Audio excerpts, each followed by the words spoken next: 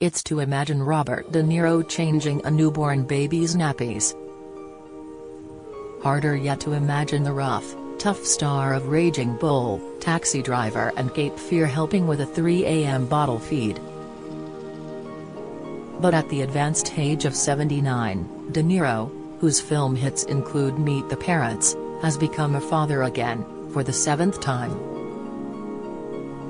The mother of his child has not yet been named. He already has 6 children by 2 former wives and a longtime lover, but the laws of nature suggest she is decades younger. At an age when he could be enjoying great-grandchildren, De Niro joins the growing trend of men fathering children at an advanced age. Mick Jagger welcomed his 8th child at the age of 73. His Rolling Stone bandmate Ron Wood fathered twins at 68. Richard Gere had his 3rd child at 70, and media mogul Rupert Murdoch was 72 when he had his last, or latest, child. Nick Nolte became a dad at 67, and former President Donald Trump was 60 when he had youngest son Barron. Veteran actor Tony Randall, star of movie classic The Odd Couple, married at the age of 75 and had 2 children, his last when aged 78. His son Jefferson was only 5 years old when Randall died. Becoming a father in old age risks not living long enough to see one's child grow up. He knows he's extremely old to be a father, said a friend of Richard Gere. It's made him very aware his time is limited. De Niro will have to live to at least 101 if he wants to see his newborn graduate from university. His latest movie, the comedy about my father, coming to British cinemas on May 26, includes an old Italian saying that De Niro's character lives by, "Family isn't one thing, it's everything." But as more men father children into their golden years, many are asking whether it is selfish, medically safe or even ethical to bring offspring into the world knowing one may not live long enough to give them the love and support they need. For so many years, it was assumed that advancing age only mattered for women, says Hilary Brown, professor of reproductive medicine at the University of Toronto, Canada. Paternal age matters as well.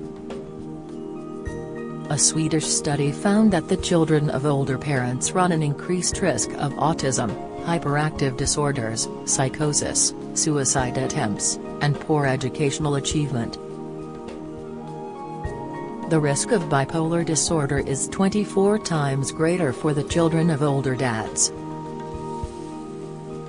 Other studies have found older fathers increase the risk of their children having leukemia, breast and prostate cancer. Studies have shown that advanced paternal age is associated with negative health behaviors such as smoking and frequent alcohol consumption, obesity, chronic disease, mental illness and subfertility, says Brown. So why do male stars like De Niro breed at such an advanced age? Don't miss.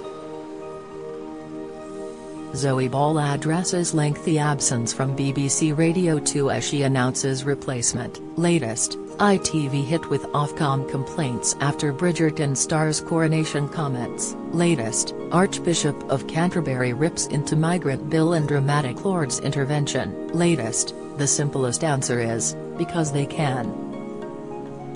The primal drive to reproduce invariably boosts the aging male ego. Fame and fortune also allow men to attract younger new wives, often their 3rd or 4th, still of childbearing age. And most stars have ample funds to support as many children as they can sire.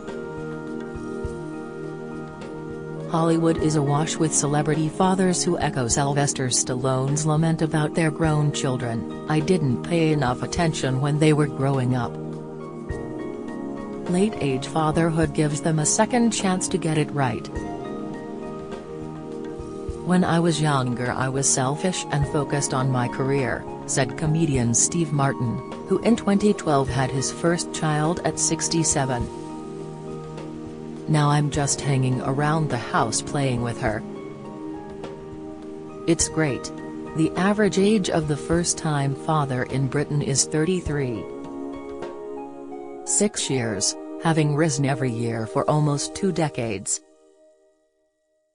In America, the percentage of children fathered by men over the age of 40 has doubled since the 1970s.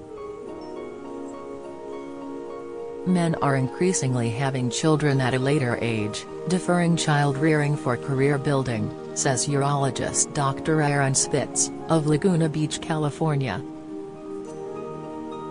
While women's biological clocks begin to slow in their 30s and can run down by their 50s, men's reproductive powers keep on ticking.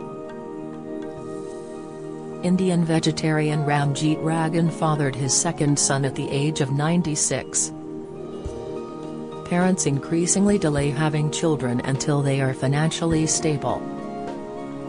The cost of raising a child in the UK can range between £129,000 to £327,000, Wealth Managers Money Farm calculated last year. That's not an issue for most celebrities, but is that true of De Niro? Divorcing his second wife, Grace Hightower, in 2021, the actor's lawyer told the judge that De Niro was working at an unsustainable place in order to support Hightower and pay off all his back taxes. Hightower complained that her ex-husband had been unfairly decreasing her support payments since they split in 2018. Many are aware of the increased health risks when women give birth after the age of 35. With a greater chance of a child having Down's syndrome, but not so well known are the medical issues when the father is older.